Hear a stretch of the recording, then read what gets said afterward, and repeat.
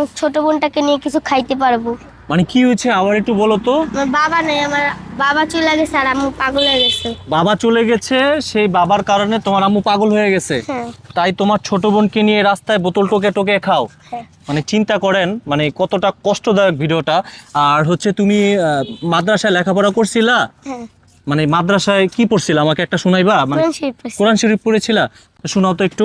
আউযু বিল্লাহি মিনাশ শাইতানির রাজিম, বিসমিল্লাহির রহমানির রহিম, আলিফ লাম মিম, যালিকাল কিতাবু লা রাইবা ফীহি, হুদাল লিল মুত্তাকিনা, ওয়াল্লাযীনা ইউমিনুনা বিল গায়বি ইয়াকিমুনাস সালাতা ওয়া মিম্মা রাযাকনাহুম ইউনফিকুন, ওয়াল্লাযীনা ইউমিনুনা বিমা উনজিলা ইলাইকা ওয়া বিল আখিরাতি হুম ইউকিনুন। ভিডিওটা শেয়ার করে দিয়ে লক্ষ মানুষকে দেখার সুযোগ করে দিবেন। আমি রয়েছে আরিফ হায়দার। এই ছোট্ট মেয়েটার কথাগুলো শুনে বিশ্বাস করেন এই জায়গাতে আঘাত লাগেছে। কারণ কি জানেন, এর হচ্ছে